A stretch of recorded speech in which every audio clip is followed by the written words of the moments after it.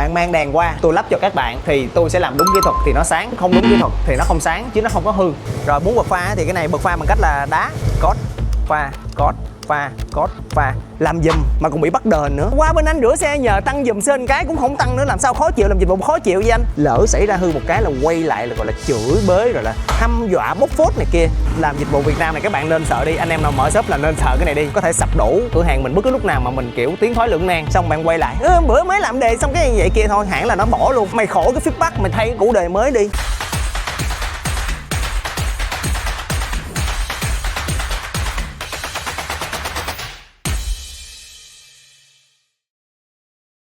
Yo, hello các bạn, chào mừng các bạn đã quay trở lại với Xem Workshop. Bằng video này chúng tôi sẽ có một cái cam kết với anh em là chúng tôi sẽ in một cái bản hiệu nho nhỏ về cái dịch vụ là ở đây có lắp đồ của khách order từ các nền tảng sàn thương mại điện tử. Ví dụ như trường hợp này, KTM Đúc 390 của một cái người quen, cũng thật sự cũng không quá thân đâu, nhưng mà cũng thân nhưng mà cũng không quá thân, của một bạn trai nhắn với tôi là gửi gắm xe này của bồ bạn ấy qua cho tôi để tôi thi công với cái hình thù như thế này. Bạn cũng biết ý lắm, bạn mang cho tôi đèn 2 cái M45 của Titan, rồi 2 cái ok ha. Hên quá là bạn cũng có mang cái dây của nó qua, chứ không mang qua là cái đèn này tôi cũng đâu có sẵn cái driver. Rồi sau đó là bạn cũng vui vẻ lắm, bạn mang kèm cái mạch, mang kèm 2 con relay gọi là cái mạch đó, dây nhợ đồ sẵn, công tắc đồ sẵn hết như thế này. Hình như là bộ này vận hành gọi là theo pha, bật nguồn lên, cốt pha theo zin, tôi đoán thế. Thì tôi mới nói là bên tôi là không có nhận như thế này. Vậy thì tại sao nhận lắp cái này nhưng lại không nhận cái này? Tại vì bên tôi không có theo cái hệ này. Nếu mà cái này thì phải tự tôi làm, thì các bạn không thể nào mà cứ mang hết đống đồ qua cho tôi lắp. Yêu cầu tôi là đảm bảo cái tính ổn định của sản phẩm được. Thì đèn thì tôi lắp được, nhưng mà mạch thì các bạn phải mua của tôi, và tôi sẽ lấy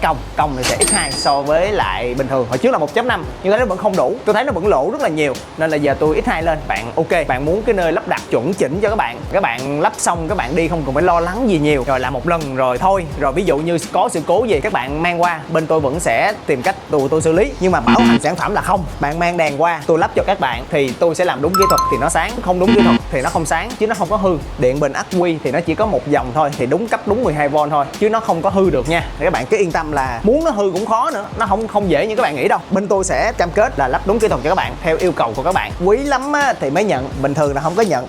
Tại vì thứ nhất là nó phiền, thứ hai là nó không có lợi nhuận các bạn, không có lợi nhuận.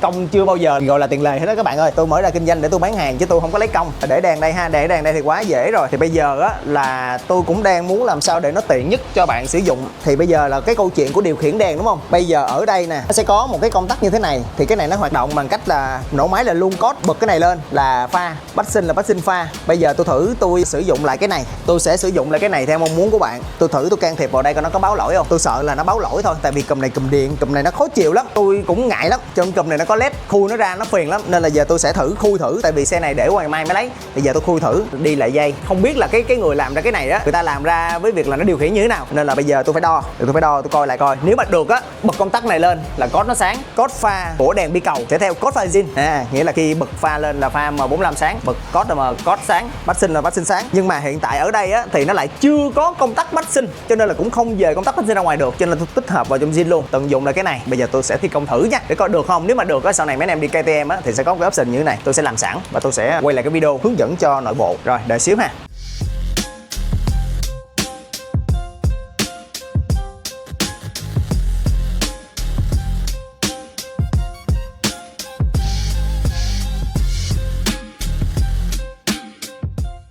Ok các bạn, làm xong rồi nè. Anh em nhìn mặt tôi là biết tôi mê gái rồi. Tôi không biết xe này của ai, nhưng mà cứ gái đưa qua thôi là rửa xe cho khách một cái. Xe nó cũng đẹp bạn, khi mà khách nhận xe nó cũng đáng không. Thì xe cũng đã xong, để đúng cái vị trí mà khách cần. Mình đưa nó sát vào trong này, làm sao để nó gọn nhất có thể. Chứ muốn đưa ra ngoài đây thì nó dễ, mà đưa vô đây nó mới khó nè. Mình ngồi bẻ bát thì cũng cực á. Mà tại vì cái này là đèn bi cầu, mình cần phải canh nó có cái mặt cắt ngang đường chân trời, thì nó sẽ cần phải thi công nó chuẩn hơn, chứ không phải là thích gắn vô là gắn, thích gắn trên là gắn, gắn dưới là gắn, phải tính toán. Thì cái này á là mình xài lại toàn bộ đồ của khách đem qua luôn. Tại vì nếu mà bây giờ khách mua mạch của mình á thì khách sẽ bỏ cái mạch cũ, mà cái này á là một khi nhận vì quen biết thì mình làm sao để tiết kiệm cho khách thôi. Thì bây giờ á nó sẽ là như thế này, tất cả sẽ đi theo zin. Có một công tắc bật code, cái này nó có công tắc on off thì bật cái này lên thì nó sẽ là code. Đây là chế độ code của M45. Pha sẽ đi theo zin nha, pha nè, bắt sinh pha nè. Rồi muốn bật pha thì cái này bật pha bằng cách là đá một cái đã lên pha, code pha, code pha, code pha. Tắt đèn vẫn bắt sinh được. Nhưng mà cái cùm này á, là mình không có tách cùm, cho nên nó là cái cùm này hiện tại là bắt sinh với pha nó là 1 giây, cho nên nó là bây giờ trường hợp này mình bắt sinh được thì khi mà mình đá pha đã lên luôn. Nên là bắt buộc nha anh em. Có những cùm mình tách được nhưng mà tách thì nó sẽ rất là cực. Cái cùm này nó có led nha anh em không thấy nó có led đâu, nhưng mà cùm này là nó có led. Đấy là cùm điện. Thì cái cùm này á tách thì được, nhưng mà tôi ngại cái chuyện á khi mà mình tách ra mình làm đúng kỹ thuật, làm trọn vẹn xong hết, lỡ xui sau này tự nhiên cái cùm này cái người rửa xe người ta bắn cái áp lực mạnh quá, nước nó luồn vào được, xong có nó chạm cái nó mất led. Các bạn biết ai là người chịu trách nhiệm cho nó rồi cái gì?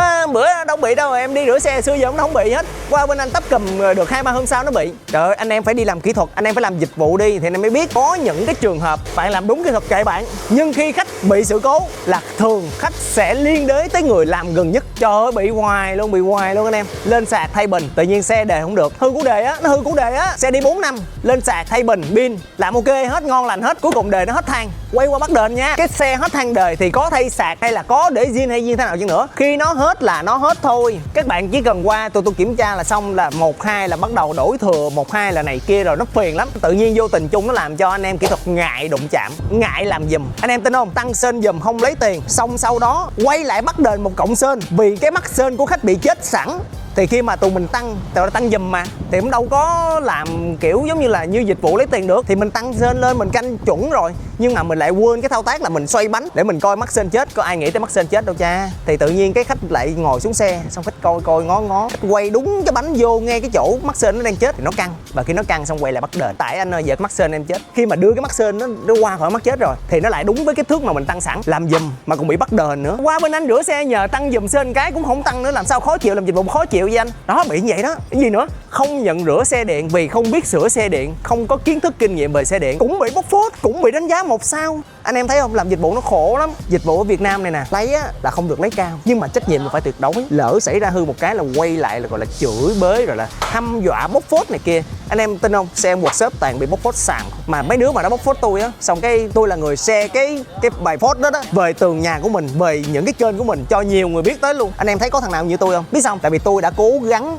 trong tiềm thức của mình, tư duy cái quan điểm kinh doanh của mình là mình đã cố gắng làm tốt nhất có thể rồi, thì nó chỉ có tốt nhất ở thời điểm đó là mình đã muốn làm như thế rồi. Đôi khi là mình sẽ có quên, con người là sẽ có quên bình thường. Đó lý do là con người thì nó không quên đâu, nhưng mà thằng con thì nó sẽ quên á. Quên thì làm bản checklist, có nghĩa là khi mà có sự cố là mình sẽ cố gắng làm sao đó để nó không còn cái sự cố đó nữa. Bản thân mình đã làm tốt nhất có thể rồi, cho nên là mình xứng đáng được nhận lời khen. Còn khi mà khách hàng feedback sẽ dựa trên cái sự feedback đó mình thay đổi từ từ. 3 người thì 10 ý, làm giùm mà còn bị chửi sau đó là tôi đâu làm giùm nữa anh em. Thằng nào biết làm thì nhận làm cho khách, vui thì lấy tiền, không vui thì thôi. Thì làm dịch vụ ở Việt Nam mình nó mệt mỏi lắm anh em. Anh em biết tại sao vô hãng người ta toàn thay đồ chứ người ta không sửa cho bạn không? Anh em ngẫm đi, anh em sẽ biết là tại sao vô hãng toàn bắt thay đồ. Một là hãng mang tiếng bị bán mắc, nhưng không bị mang tiếng là làm hoài nó không đạt. Còn ngoài tiệm sửa xe á, thì người ta kiểu ngon bổ rẻ thì chắc chắn nó sẽ có một cái rủi ro chưa hoàn toàn hết bệnh. Ví dụ anh em xài cái xe khoảng 4-5 năm gì đi, nó hết than đời, trong hãng có thay than đời không? Không, thay củ đề đi. Bây giờ thay cái than đời xong dăm bữa nửa tháng nó dơ củ đề hoặc là cái lam này nó xoay á, nó mòn, xong bạn quay lại bữa mới làm đề xong cái vậy kia thôi, hãng là nó bỏ luôn. Mày khổ cái feedback, mày thay cái củ đề mới đi, phải xài được đúng cái thời gian năm đó. Cái mâm các bạn bị cong đúng không? Vô hãng người ta có cân mâm cho bạn không? Không, vô hãng là thôi thay cái mâm mới đi, rồi khỏi. Giờ canh xong cái nhiều người khó tính ngồi lấy đồ đo coi nó có lệch nhẹ gì không, là người ta bắt các bạn thay cái mâm mới. Cùng một cái bố thắng, các bạn thay ở trong hãng, người ta thay cái bố thắng cho các bạn xong nó dính kiểu là nó chưa có tuyệt đối á, nó chỉ được 98% thôi đó.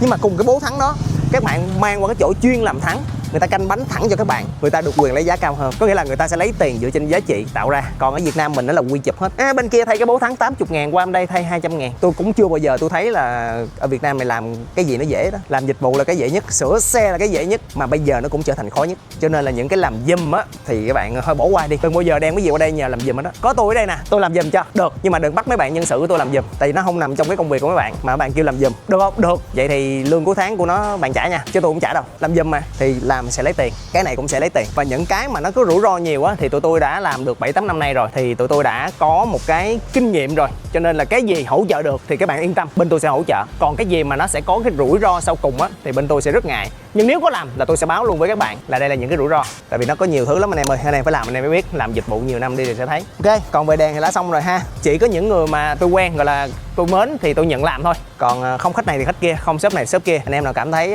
xem workshop xứng đáng thì cứ mang xe qua. còn không thì thôi không sao hết. Bằng video này tôi muốn chia sẻ với các bạn là bên tôi có nhận lắp đồ các bạn mua trên mạng đem xuống, nhưng mà anh em tôn trọng nhau một chút xíu là các bạn không thể đem đèn và mạch đi qua một cái shop chuyên mạch để mà nhờ tôi lắp giùm cái đó được, bên tôi sẽ không nhận nha. Người quen thì tôi nhận, các bạn có thể mang đèn qua mua mạch của tôi, mua bass của tôi, trả công cho tôi thì tôi sẽ làm nha. Đây nữa là sẵn để chia sẻ nữa nè, là hiện tại cái màn hình nó bị chớp nha anh em, nó bị nhấp nè đó, nó bị chớp nè, không biết qua cái cam các bạn có thấy không, nhìn mắt thường là thấy nè đó, nó chớp như thế này nè. Tôi chia sẻ vui cho anh em nè, làm shop nè, giao xe có checklist, khi có checklist là khách sẽ kiểm tra. Hồi đầu á không có để ý, nhưng khi kiểm tra là sẽ để ý. Hồi đầu em mang qua nó đâu có bị đâu, sao làm xong bây giờ nó bị nhiều lắm. Đây làm giùm nên là không có báo, chứ bình thường như này nè, alo anh ơi cái đồng hồ anh đang bị chớp nha, quay video lại trước khi đụng tay vô làm là phải alo anh ơi liền. Vậy đó, ghi nhận cái trường hợp này thì tụi em làm. Còn điền khách không được, không làm. Hoặc nếu cái xe đó gấp làm đúng không, quay video lại ngày giờ tháng năm đồ này kia đó, rồi thông tin đồ này kia đó, quay lại hết. Để biết sao không, sợ lắm. Làm dịch vụ Việt Nam này các bạn nên sợ đi. Anh em nào mở shop là nên sợ cái này đi. Có thể sập đổ cửa hàng mình bất cứ lúc nào mà mình kiểu tiến thoái lưỡng nan, kiểu tình nghe lý gian, mình không có biết. Nghĩa là xe lúc đầu nó làm sao là mình vậy, nhưng lỗi của mình là gì, không kiểm tra và báo cho khách biết, là khách quy chụp mình là người làm ra cái đó luôn á. Tin không, làm đèn ở phần này không chui gì xuống đây hết, két nước của khách bị lủng mà khách không có biết, nhưng đến khi kiểm tra là nhìn ngó ủa anh ơi két nước xe em mới mà sao tự nhiên đây nó có một lỗ vậy. Nhưng mà trước đó đi ra ngoài rửa xe người ta xịt thì người ta không có kêu các bạn kiểm, thì các bạn cũng không có để ý. Trên xe có cả trăm chi tiết các bạn đâu để ý hết được. Thì đến khi mà có các bạn checklist thì các bạn bắt đầu các bạn soi bắt đầu các bạn thấy lỗi của xe mà không có liên quan gì tới tôi, cũng bắt đền tôi. Rồi ví dụ như mà mình xử lý không khéo nha, bị bóc phốt, nó nhiều thứ lắm, thì sẵn cái video này mình chia sẻ với các bạn. Tôi nói các bạn chứ cái người lạ bóc phốt đó thì mình giải thích được, cùng lắm mình dùng tiền mình mua lại cái uy tín của mình, đền tiền. Hoặc ví dụ như tôi nè, tôi mua lại cái xe của khách, xe nào tôi mua cũng được hết đó, nó thẳng các bạn luôn, đem BMW S1000 RR qua đây, GSA 1250 2026, GSA 1003 đem qua đây, tôi mua được. Có nghĩa là trường hợp rủi ro cuối cùng tôi khẳng định với các bạn, tôi không có giải thích được, và lỡ mà nhân sự của tôi nó làm gì đó sai á, tôi mua lại cái xe đó luôn, tôi bỏ tiền tôi mua cái bọc một cái rồi tôi để xe đó tôi chơi được là tôi làm được. Nhưng mà nhân viên của tôi làm không được, nên là tôi làm dịch vụ thì có gì tôi nói thẳng đó. Chỉ có những thằng mà làm cho vui như tôi thì tôi muốn chia sẻ một cách thẳng thắn như vậy thôi, chia sẻ với một cái vui vui ha. Rồi anh em có đèn đồ này kia á mà chưa biết chỗ lắp mà nó đàng hoàng á thì qua kiếm tôi nha. Kiếm tôi á là đừng có ngon bổ rẻ, và đừng có nhanh và đừng có hối. Kiếm tôi là kiếm cái sự uy tín, cái sự yên tâm, làm xong là các bạn biết xe bạn nó hoạt động ổn định, ok thì bạn kiếm. Qua kiếm tôi với mục đích là nó rẻ và làm nó nhanh là thôi đừng kiếm nha, nói trước, ok.